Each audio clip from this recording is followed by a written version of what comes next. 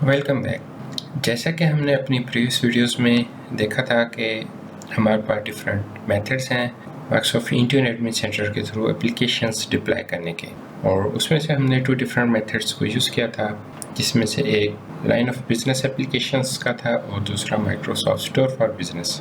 तो अब हम इसमें ये देख लेते हैं कि जैसे हम अगर अपने प्रोडक्शन इन्वायरमेंट में काम कर रहे होते हैं तो वहाँ पर हमारे पास काफ़ी सारे कस्टम एप्लीकेशंस भी चल रही होती हैं। तो अगर हमने अपनी वो कस्टम एप्लीकेशंस डिप्लॉय करवानी है from Microsoft Intune admin centre, तो उसको हम वो किस तरह से डिप्लॉय करवा सकते हैं। तो चलिए उसके लिए चलते हैं हम अपने माइक्रोसॉफ्ट इंट्यून एडमिन सेंटर पर। जैसे कि आप देख सकते हैं इस वक्त हम अपने माइक्रोसॉफ्ट इंट्यून एडमिन सेंटर में आ चुके हैं। यहाँ पर आने के बाद हम ऐप्स में आ जाएंगे। ऐप्स में आने के बाद हम बाय प्लेटफॉर्म में विंडोज़ में आ जाएंगे और उसके बाद हमने सिंपली यहाँ पर ऐड के बटन पर क्लिक करना है। उसके बाद ऐप टाइप पर हम क्लिक करेंगे और बिल्कुल लास्ट में हमारे पास ऑप्शन होती है विंडोज़ ऐप Win32 की, इस पर क्लिक करेंगे।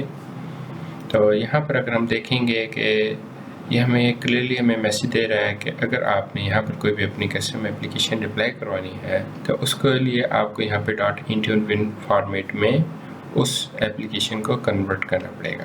तो फर्स्ट ऑफ ऑल हमें अपनी किसी भी एप्लीकेशन को जिसको हम बाय यूजिंग Win32 एप्लीकेशन यहाँ पे डिप्लॉय करवाने जा रहे हैं, उसका हमें जो फॉर्मेट है वो .intune करना पड़ेगा। उसके लिए माइक्रोसॉफ्ट ने हमें एक यूटिलिटी प्रोवाइड की हुई है, उसके लिए मैं आपको गिटहब लिंक पर लेके जा रहा हूँ। यहाँ पर आप देख सकते हैं हमारे पास एक माइक्रोसॉफ्ट ने यूटिलिटी प्रोवाइड की हुई जिसका नाम है Microsoft Win32 content preparation tool. तो ये बेसिकली एप्लीकेशन आपको चाहिए होगी। उसको अगर आपने डाउनलोड करना है तो यहाँ पर आप कोड पे क्लिक करेंगे और लास्ट में आपके पास डाउनलोड जिप की ऑप्शन होती है, यहाँ से आप इसको डाउनलोड कर लेंगे। मेरे पास ऑलरेडी ये मौजूद है इसलिए मैं इसको डाउनलोड नहीं कर रहा। और फर्दर आप अगर इस लिंक को स्क्रॉल डाउन करेंगे, यहाँ पर उसने आपको बताया हुआ है कि इसके प्रीरेक्विजिट्स क्या है जब आपने इस एप्लीकेशन को अपने पास रन करना है। सिमिलर आपने इस एप्लीकेशन को या इस यूटिलिटी को यहाँ पर कैसे यूज़ करना है उसकी प्रॉपर गाइडलाइन प्रोवाइड की हुई है, तो आप इसको फॉलो कर सकते हैं। मैंने बेसिकली इस यूटिलिटी को अपने सी ड्राइव में एक्सट्रैक्ट किया हुआ है, वो मैं आपको यहाँ पे दिखा देता हूँ। अगर हम यहाँ पर अपनी सी ड्राइव में आए तो यहाँ पर आपको ये Microsoft Win32 content prep tool master के नाम से एक फोल्डर नज़र आ रहा है। अगर हम इस पर डबल क्लिक करें तो बेसिकली ये आपकी यहाँ पर यूटिलिटी एक्सट्रैक्ट होकर आपको नज़र आ रही है, जो कि Intune WinAppUtil.exe के नाम से यहाँ पे आपको शो हो रही है। तो अब हम काम ये करते हैं, फर्स्ट ऑफ ऑल अपनी एप्लीकेशन को .intune फॉर्मेट में कन्वर्ट कर लेते हैं। इसके लिए हमें यहाँ पर CMD को ओपन करना है। CMD में आने के बाद फर्स्ट ऑफ ऑल आपने अपने C ड्राइव में आ जाना है। C ड्राइव में आने के बाद आप यहाँ पर dir टाइप करके हिट एंटर करेंगे तो यहाँ पर जितनी भी आपके पास डायरेक्टरीज और फाइल्स मौजूद होंगी वो तमाम आपको यहाँ पे दिखा देगा। जैसे कि हम यहाँ पे देख सकते हैं, ये हमें Microsoft Win32 content preparation tool master के नाम से यहाँ पर एक डायरेक्टरी दिखा रहा है और हमने अब बेसिकली अपनी इस डायरेक्टरी में जाना है। तो उसके लिए हम यहाँ पर cd स्पेस और आगे हम अपनी उस डायरेक्टरी का नेम टाइप कर देंगे। तो बजाय इसके कि आप इसका कंप्लीट नेम टाइप करें, आप 2 या 3 कैरेक्टर्स टाइप करने के बाद टैब प्रेस करेंगे तो आपके इस डायरेक्टरी के नेम को या फाइल के नेम को कंप्लीट कर देगा। इसको आप हिट एंटर कर देंगे और यहाँ पर अगर हम dir टाइप करें तो वो बेसिकली यहाँ पे आपको बता रहा है कि आपके पास इस फोल्डर के अंदर क्या क्या मौजूद है। तो यहाँ पर वो हमारी यूटिलिटी हमें दिखा रहा है। तो अब हम बेसिकली क्या करते हैं, अपनी इस यूटिलिटी को रन करते हैं। जैसे कि मैंने आपको दिखाया है कि वो अपने डॉक्यूमेंटेशन में प्रॉपर आपको गाइड कर रहा है कि किस तरह से आपने इस यूटिलिटी को यूज़ करना है। मैं यहाँ पर दूसरे वे से आपको यूज़ करना सिखाऊंगा, जिसमें मैं सिंपली यहाँ पर Intune WinAppUtil.exe टाइप करूँगा और हिट एंटर कर दूँगा। तो यहाँ पर आपसे वो सबसे पहले स्पेसिफाई कर रहा है कि आप यहाँ पर अपना सोर्स फोल्डर बताएं जहाँ पर आपकी वो एप्लीकेशन मौजूद है। तो हम बेसिकली हमारे पास यहाँ पर एक एप्लीकेशन है VLC की, उसको हम बेसिकली वहाँ पर डिप्लॉय करवाने चाह रहे हैं। तो उसके लिए मैं क्या करूँगा, इसके ये पाथ को यहाँ से कॉपी कर लूँगा।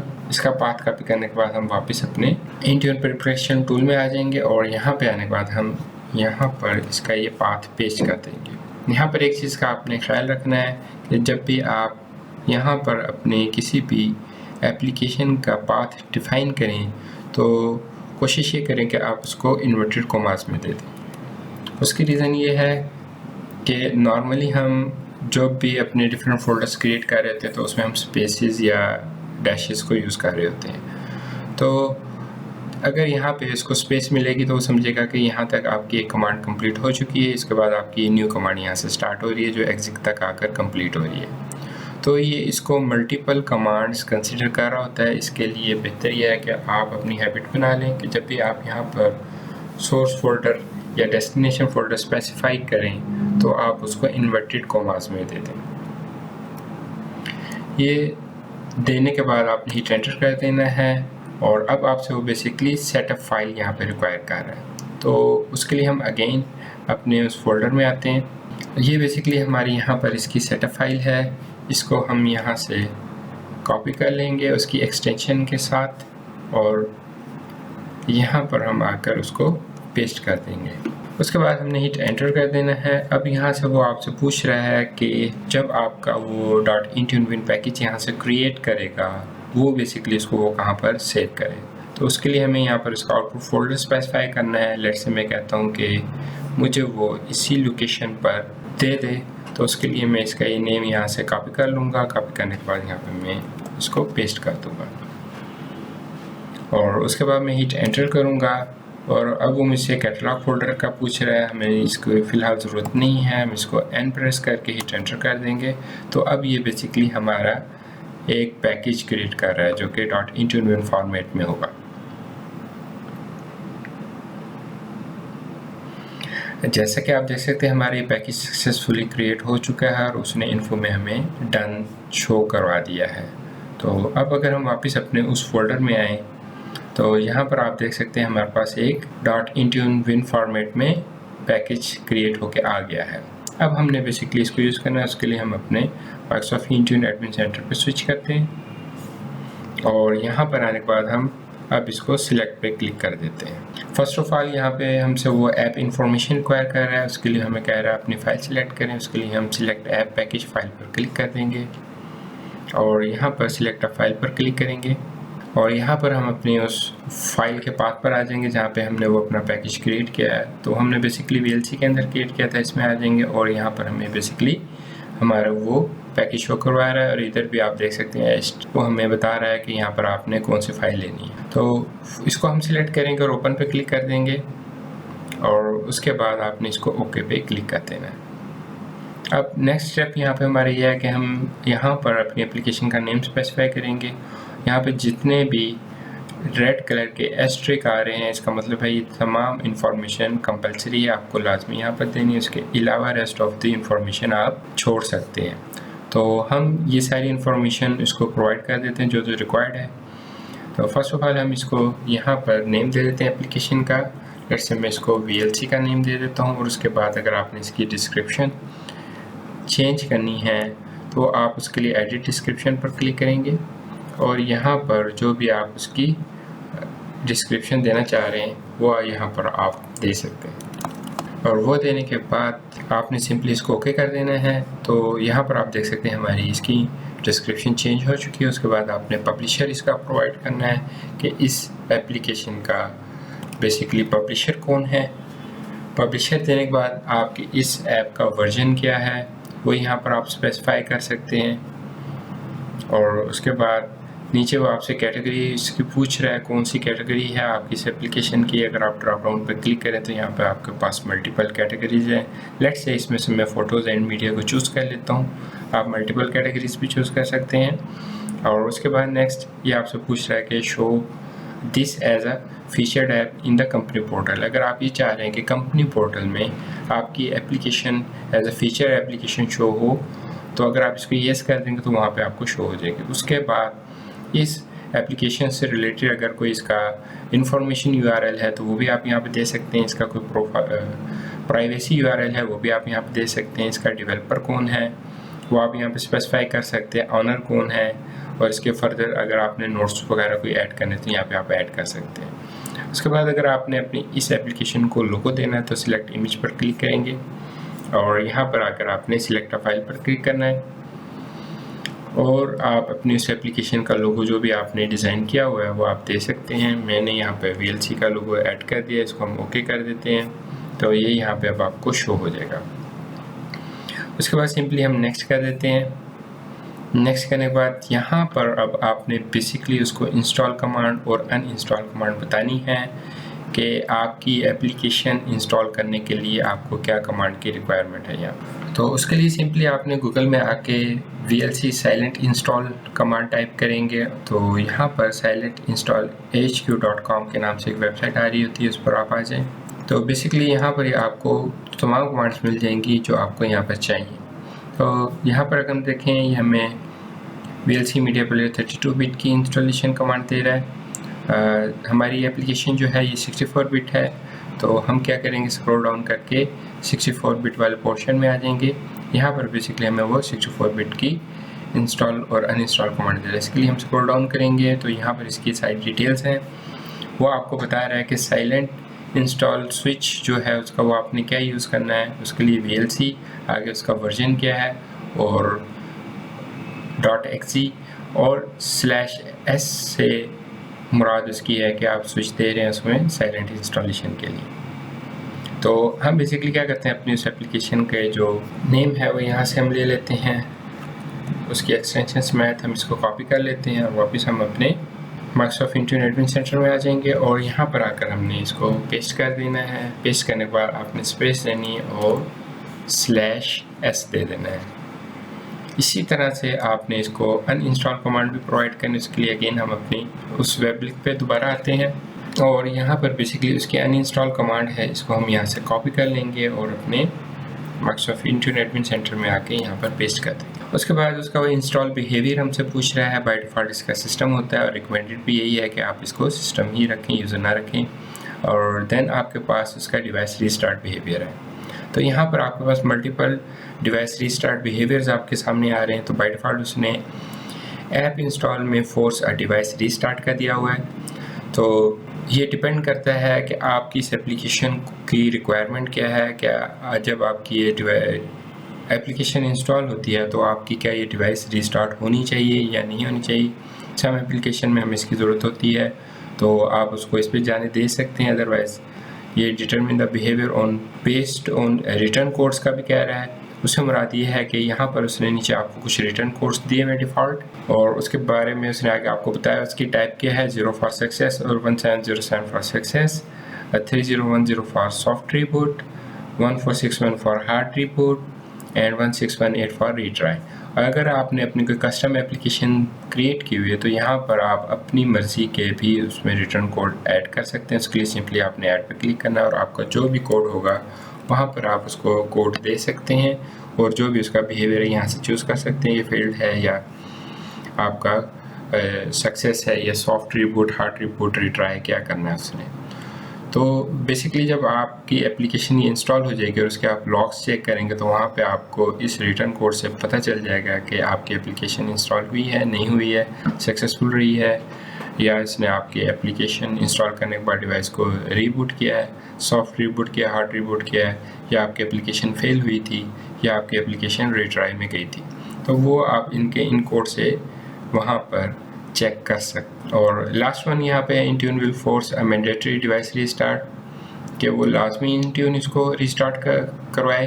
तो मैं फ़िलहाल क्या करने जा रहा हूँ, यहाँ पे नो स्पेसिफाई एक्शन पे आ जाते हैं और नो स्पेसिफिक एक्शन चूज़ करने के बाद आपने सिंपली यहाँ पर नेक्स्ट कर देना है। अब यहाँ से बेसिकली आपसे रिक्वायर कर रहा है फर्स्ट 2 ऑप्शंस के आप इसमें स्पेसिफाई करें कि आपका ये ऑपरेटिंग सिस्टम आर्किटेक्चर कौन सा। तो नॉर्मली हम 2 डिफरेंट आर्किटेक्चर्स यूज़ कर रहे होते हैं, 32 बिट और 64 बिट। यहाँ से आप चूज़ कर सकते हैं कि आपके किस ऑपरेटिंग सिस्टम आर्किटेक्चर के लिए एप्लीकेशन है। जैसे कि हमने वहाँ से 64 बिट एप्लीकेशन ली है, यहाँ पर मैं उसको दे दूँगा और उसके बाद वो मिनिमम ऑपरेटिंग सिस्टम आपसे रिक्वायर कर रहा है। तो यहाँ पर इसने आपके पास मल्टीपल बिट नंबर्स शो करवा दिए हैं, विंडोज़ 10 और लेटर के। यहाँ पर हम विंडोज़ 10 के भी देख रहे हैं और विंडोज़ 11 के भी।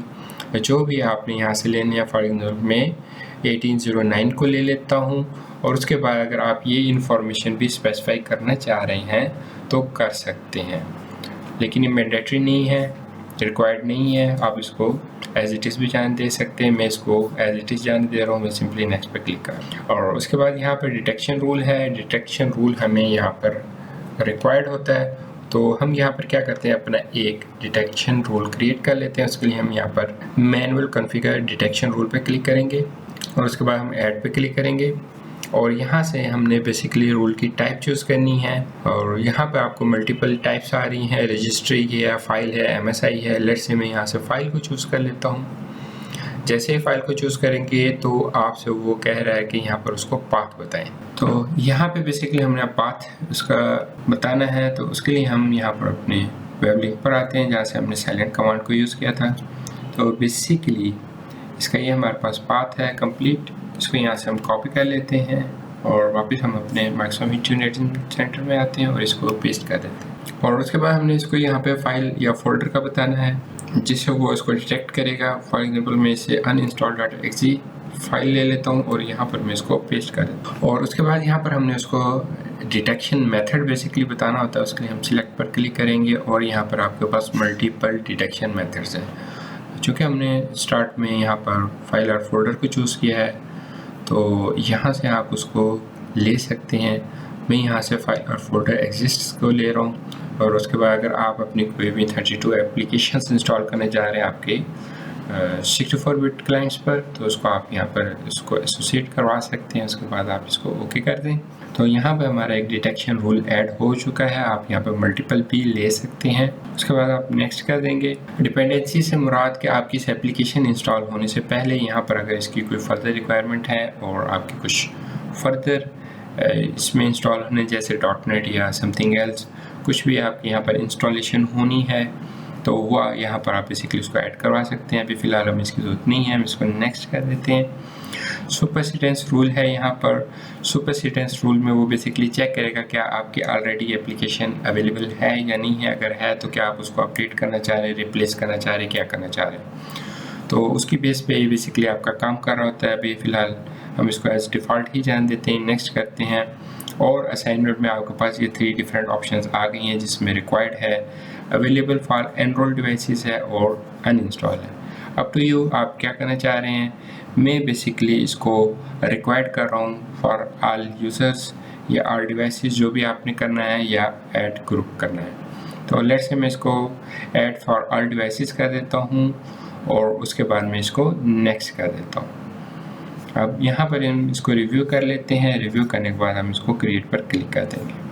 तो अब ये बेसिकली आपके एक एप्लीकेशन क्रिएट कर रहा है और जैसे ही क्रिएट हो जाएगी तो जो हमने इसको पैकेज दिया है वो बेसिकली यहाँ पर अपडेट करेगा। तो ये हम देख सकते हैं हमारी एप्लीकेशन क्रिएट हो चुकी है VLC के नेम से। और इसके बाद अब ये हमारी एप्लीकेशन को यहाँ पे अपलोड करेगा। तो अपलोड में आपका इस पैकेज का साइज़ प्लस आपके इंटरनेट की स्पीड डिपेंड कर रही होती है। तो जैसे ही ये आपका पैकेज अपलोड हो जाएगा यहाँ पे हमें सक्सेसफुल का मैसेज दे देगा। जैसा कि हम देख सकते हैं कि हमारे पैकेज सक्सेसफुली यहाँ पे अपलोड हो चुका है। और उसके बाद हम अब इसको अपने डिवाइस पे चेक करना है। तो उसके लिए हम किसी एक अपनी डिवाइस से लॉगिन कर लेते हैं और उसमें हम चेक कर लेते हैं। यहाँ पर मैं अपनी एक Windows 11 डिवाइस के साथ आ चुका हूँ और इसके बाद हम यहाँ पर फर्स्ट ऑफ ऑल पॉलिसी को सिंक कर लेते हैं। उसके लिए हम यहाँ पर स्टार्ट पे क्लिक करेंगे और सेटिंग्स में आ जाएंगे। उसके बाद हम अपने अकाउंट्स में आ जाएंगे और यहाँ पर हम एक्सेस वर्कर स्कूल में आ जाएंगे। इस पर हम अपने इस यूज़र पर क्लिक करेंगे और इन्फो पर क्लिक कर देंगे। स्क्रॉल डाउन करके हम यहाँ पे डिवाइस सिंक स्टेटस में आ जाएंगे और इसको हम सिंक करते हैं। यहाँ पर ये थोड़ा सा टाइम लेगा, उस तक हम वेट करते हैं। इसको सिंक करने के बाद सेकेंडली हम अपनी कंट्रोल पैनल में आ जाते हैं। उसमें हम avis.cpl टाइप करेंगे, रन में हिट एंटर कर देंगे और यहाँ पर हम बेसिकली वेट करते हैं ताकि हमारे वो VLC की एप्लीकेशन हमें शो हो जाए। जैसे कि आप देख सकते हैं यहाँ पर हमारा VLC मीडिया प्लेयर इंस्टॉल हो चुका है। और अगर मैं आपको यहाँ पे नोटिफिकेशंस दिखाऊं तो यहाँ पे आप देख सकते हैं कि उसने बेसिकली हमारा एक VLC मीडिया प्लेयर यहाँ पे डाउनलोड किया है। और यहाँ पे जो आपको मैसेज डिस्प्ले हो रहा है VLC इंस्टॉलेशन फेल, ये जो हमने डिटेक्शन पॉलिसी बनाई थी उसकी वजह से फेल करा, क्योंकि ऑलरेडी वहाँ पर किसी किस्म का फोल्डर या फाइल अवेलेबल नहीं थी, क्योंकि इससे पहले इस डिवाइस पर VLC मीडिया प्लेयर इंस्टॉल नहीं था। तो उसकी वजह से बेसिकली आपको यहाँ पर मैसेज थ्रो कर रहा है। तो जबकि हमारे जो मीडिया प्लेयर है यहाँ पे सक्सेसफुली इंस्टॉल हो चुका है और डेस्कटॉप पे भी हम देख सकते हैं उसका ये आइकन आ गया है। और अगर आप इसको डबल क्लिक करके ओपन करेंगे तो ये प्रॉपर वर्क कर रहा होगा।